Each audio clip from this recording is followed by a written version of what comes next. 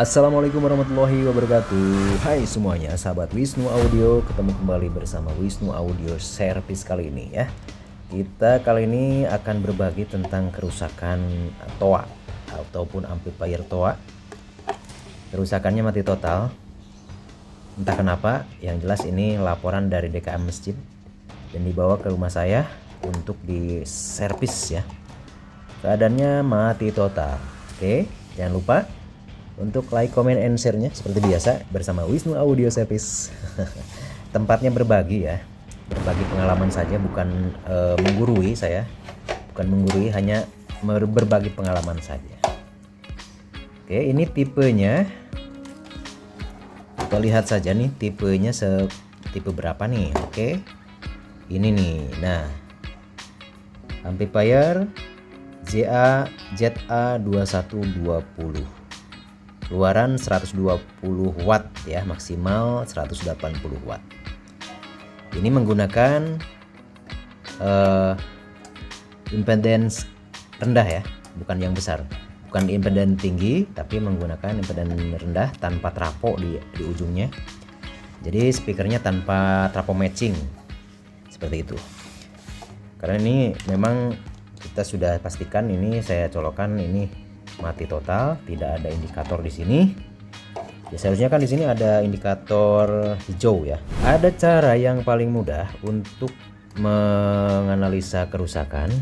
Yang pertama yaitu sediakan ampermeter di skala terlebih dahulu. Seperti ini. Skala ya. Atau di skala buzzer, ini kita pakai skala buzzer. Bunyi seperti ini. Tit gitu ya. Skala buzzer. Caranya seperti ini. Atau di skala juga boleh. Ini koneksi ke sini. Ini kan sudah nyambung ya. Berarti traponya nyambung, oke? Karena ini switch di depan, switch power ini. Kalau TOA seperti ini, switchnya nih, switch di sini power. Hanya switch untuk DC-nya saja, untuk AC-nya tidak di switch. Ya. Alias AC-nya langsung masuk ketika dicolok listrik seperti itu. Yang pertama kita pastikan ini sikringnya coy.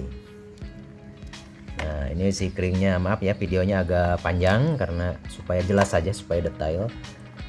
Ini kita cabut sikringnya, ini sekitar 15 ampere. Oh iya. Wah, ini sudah dimodifikasi mungkin ya. Ini udah putus nih, lihat. Ya, yang tengahnya juga sudah putus nih. Awalnya mungkin ini putus tengahnya, yang aslinya diganti sama kawat seperti ini, disolder. Kita pastikan dulu ini disambung. Ini kan tidak nyambung ya, tuh. Seharusnya gini nih gitu.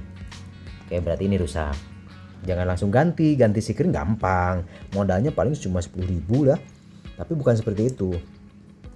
Kita pastikan, karena kalau sikring ini mati, pegat, putus, alias tidak nyambung seperti ini, nah jentul. Jentul, pegat coy lah. Itu berarti ada kerusakan di depannya. Mungkinkah itu ada yang short atau ada yang mati, yang jelas ada beban berlebih atau input setrumnya naik, yang tadinya 220 ohm menjadi 240 ohm misal ya, bisa saja seperti itu. Oke, caranya seperti ini. Kita ukur dulu. Kita pastikan sikring utamanya masih nyambung. Ini sikring utama. Ya, masih nyambung.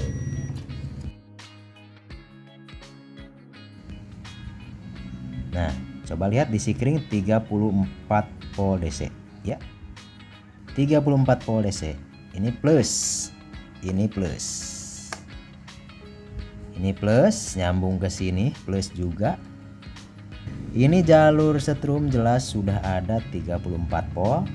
Inputnya tadi kita lihat 26 volt AC. Ketika sudah dikonversi jadi DC, jadi 34 volt DC. Oke. Siap.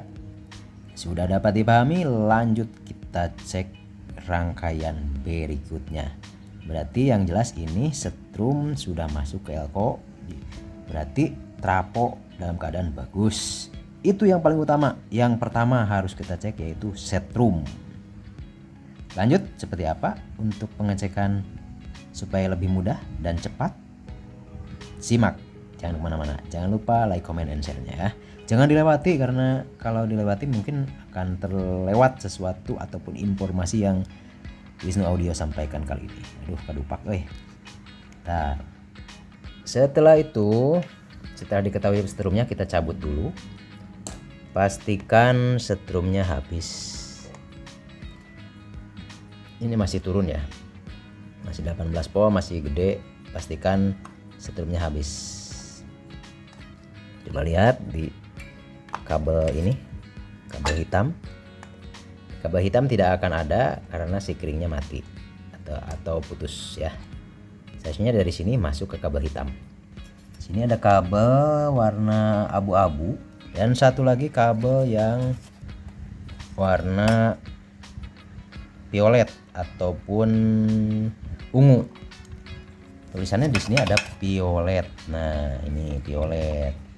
Jadi tidak akan tertukar walaupun kita sembarangan mencabutnya ya, seperti itu. Ini apa nih coy? Ini apa? Ini ada kucing. Ada kucing. Dia selalu menemani saya ketika nyervis. Menemani tidur, kadang-kadang ganggu coy lah. Caranya seperti ini, lanjut. Ini di skala buzzer seperti ini. Ukur. Ini cabut. Ini dicabut ya. Ukur ini basis kolektor emitornya. Basis dan kolektor ukur seperti ini. Nyambung ya. Nyambung. Terus dan emitor nyambung nggak? Nyambung, dan emitor juga. Basis dan emitor nyambung. Terus kolektor dan kaki tengah ya, kaki tengah dan kaki pinggir, yaitu kolektor dan emitor.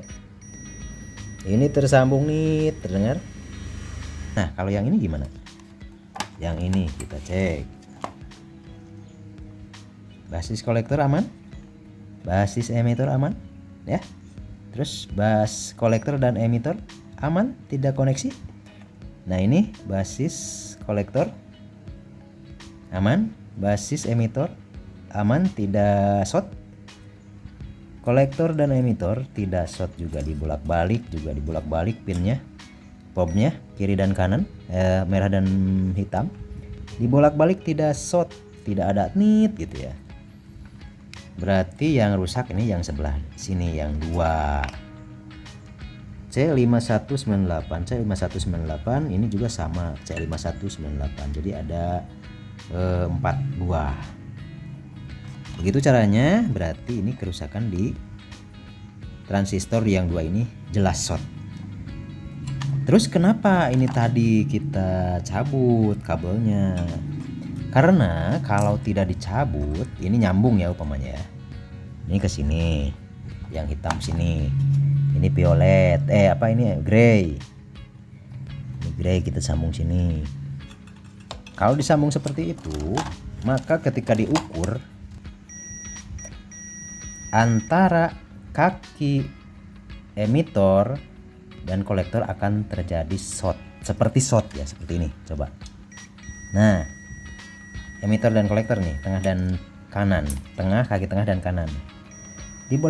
Dibolak-balik juga terjadi seperti short. 1,5 ohm. Ini yang ini terakhir, yang ini coba kolektor dan emitor. Ya, nyambung kan? Ya, dibolak-balik tetap nyambung seperti short. Apalagi kalau yang ini yang jelas-jelas short ya. Seperti ini tuh.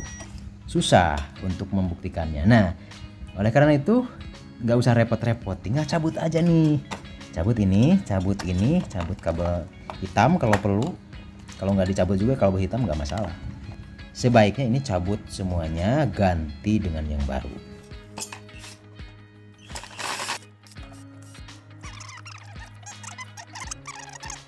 Nah, transistornya sudah kita copot semuanya 4 buah, yaitu C5198. Ini NPN semuanya ya, alias tidak ada pasangannya. 5198 semuanya 4 buah. Kita cek mana yang tadi short. 3 TR ini bagus. Satu lagi masih dengan cara yang sama. Ini nyambungnya kok gini, dengarkan. nyambungnya kayak short ya. Ini seharusnya tidak seperti itu. Ini berarti short. Ini kaki kiri K1 alias basis, ini kaki tengah kolektor. Short juga sama. Short. Terus emitor dan kolektor yang tengah nih. Short juga. Dibalik lagi kolektor dan emitor. Short. Jadi ketiga kaki ini short semuanya. Nah, kita kasih tanda dibengkokkan kakinya. Nah, seperti ini supaya tidak tertukar. Ini ketiga transistor ini masih bagus. Yang short ini cuma satu. Dengan demikian dibuktikan bahwa penyebab sikring putus bukan dari apa-apa, tapi karena ada yang short. Makanya jangan diganti sikringnya, jangan diganti terlebih dahulu. Pastikan dulu mana yang short. Karena kalau diganti 500 kali juga ini ini pasti putus semua. Kenapa? Karena proteksi dari ini yang putus gitu. Ini short satu. Solusinya gimana? Ini ganti semuanya, jangan satu ya. Jangan hanya yang rusak, tapi ganti semuanya. Usahakan cari yang original. Kalau yang KW jangan harap ini bertahan lama. Karena kenapa? Ini setrumnya gede loh. Gede, ampernya gede. Setrumnya gede. Makanya amplitoa itu tidak sembarangan. Begitulah. Udah diketahui penyebabnya? Lanjut kita ganti transistor ini. Tapi jangan lupa cek dulu sebelum ganti transistor, yaitu bagian basis, kaki basis, bagian biasnya. Basis 1, 2, 3, 4 transistor ini di bagian basisnya. Untuk bagian biasnya dicek. Kita pasang dulu kabel-kabelnya semuanya supaya kita bisa mengukur tegangan bias alias bias. Ukur tegangan yang masuk dari elko, dari PSU ya.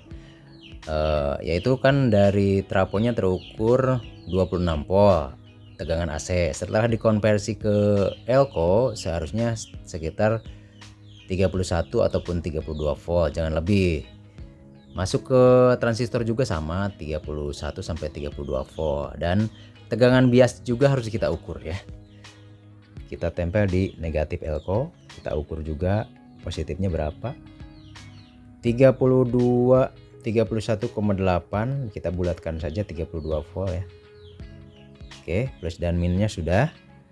Kita masuk ke sini ke bagian kolektor setiap transistor final terukur 31 sampai 32.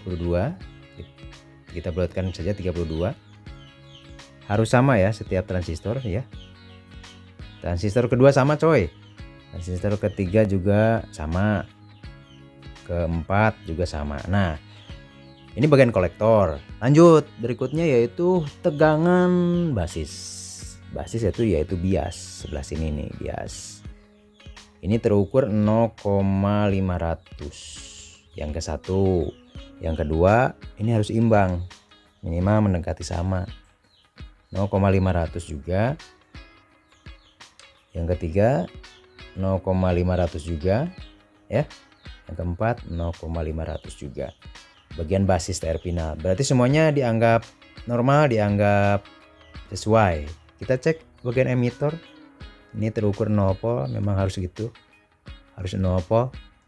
Emitor harus 0 volt, semuanya 0 volt, bagus. Ini bisa langsung diganti terpinal baru ya. Tapi dengan syarat terpinal yang bagus. Kalau bisa yang baru. Kalau nggak ada ya bisa dengan yang bekas tapi yang original ya. Ingat, yang original jangan aba-aba, nanti tidak akan awet, nanti bisa dikomplain sama Bapak DKM. Oke, kita lanjut ya. Kali ini kita akan coba dengan mengganti terpinal yaitu Toshiba 2SC 5200. Yang lebih besar ya dari ini. Dari Toshiba C5198. Bodinya juga lebih besar seperti ini ya. Dengan harapan lebih kuat. Seperti itu. Kita coba ganti. Nah, sekarang sudah kita pasang coy. Sudah kita pasang ini transistornya 2SC 5200 Toshiba. Mari kita coba coy. Kita colok jack AC-nya. Jangan lupa ini input di ini bagian apa ini? Input mix 1. Ini mix 1 di sini, volumenya kita kecilkan dulu. Kita pastikan outputnya sudah masuk ke speaker itu. Nanti kita inputnya kita sentuh di sini tet. Kalau bunyi berarti powernya sudah menyala ya. Kita cek ini sudah menyala ya tuh. Tetet enggak ada tetet enggak di sini tetet. Nah, dengarkan.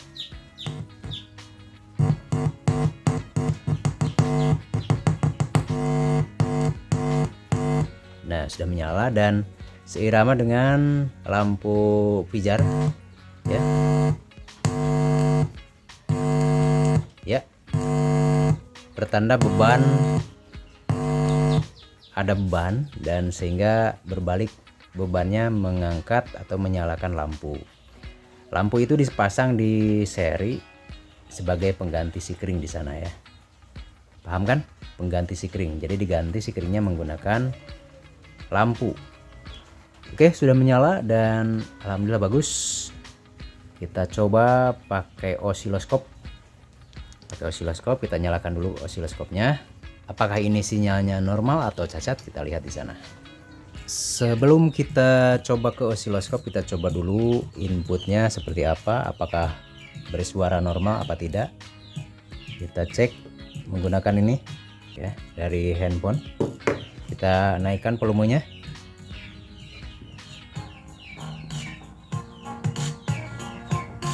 Nah,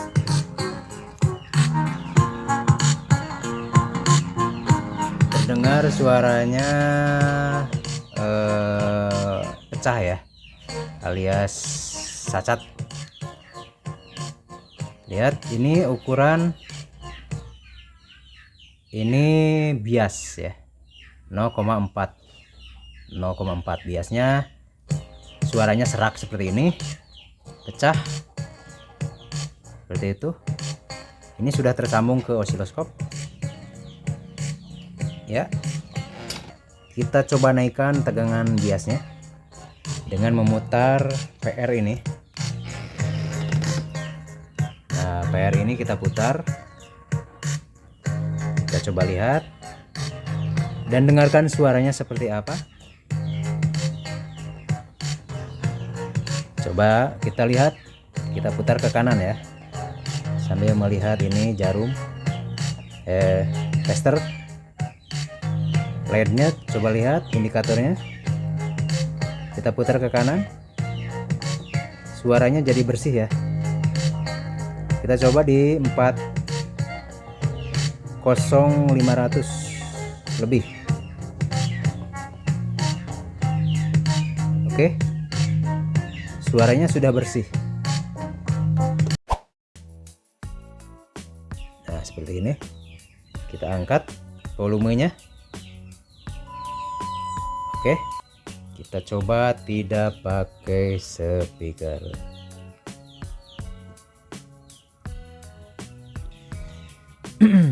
Kita lihat di sana, kita angkat volumenya. Oke, kita lihat.